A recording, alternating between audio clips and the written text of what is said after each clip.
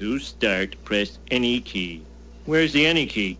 I see esc, catarrhal, and pigup. There doesn't seem to be any key.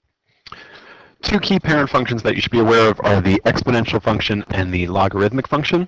These two functions are actually inverses of each other, which is why if you look very carefully across the line y equals x, this exponential graph is actually symmetric to this exponential graph when graphed across this line y equals x, because they're the reflections of each other. That's how inverse functions are related.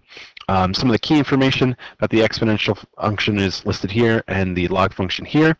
Notice again that since the exponential and log are inverses, the domain and the range of the exponential function are flipped or reversed for the log function. That's again because of those properties of inverses. A couple things to note about these two functions is that they do both have an asymptote. The asymptote for the exponential function is a horizontal asymptote, and for the parent graph, it is across the x-axis, which is the line y equals 0. So this entire line is an asymptote for this function, meaning that this function gets arbitrarily close to it, but never actually touches or passes that line. For the logarithmic function, it has a vertical asymptote along the y-axis here, which is x equals 0, again meaning the same thing. It gets arbitrarily close to it, but never actually touches it. Now, these parent graphs are important for understanding the behavior of the overall graph when you go to graph them, but these asymptotes might shift around when you go to graph an example. So it's best to just look at an example. So let's take a look at one. So here's log of negative x plus 4. The first thing we're going to do is sketch the graph. So let's do a sketch of that graph. Notice that there is a, if I consider the parent function, p of x equals log of x. This function is, in terms of the parent function, is p of negative x plus 4. So I'm going to have a reflection in the x direction, so across the y-axis, and then all my values will be increasing by 4. So my graph will shift up 4 units. So let's do a sketch of this graph.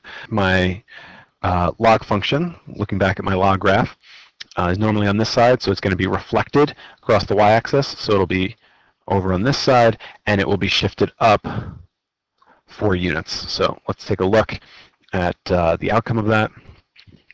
Normally it passes through the x-axis. If we go back and look, it passes through the x-axis at x equals 1.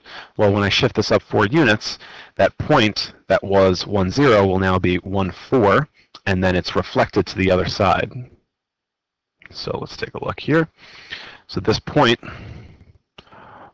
1, 0, has been moved up 4 and reflected over. So it's going to go through this point.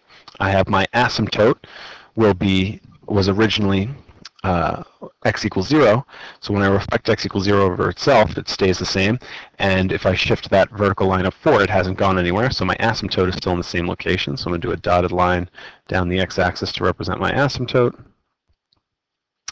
My graph gets arbitrarily close to this.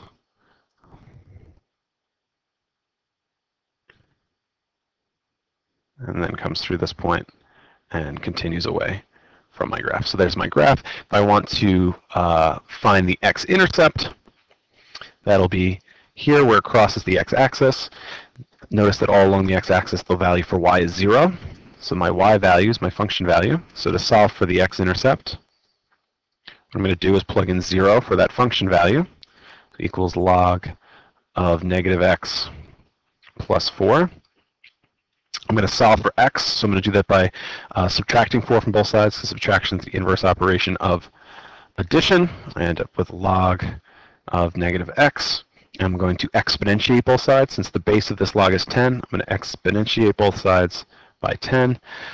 So I end up with 10 to the negative 4 equals 10 to the log base 10, our inverse operations, so they undo each other, equals negative x, which tells me that x is negative 10 to the negative 4, which is just negative 1 over 10 to the 4th,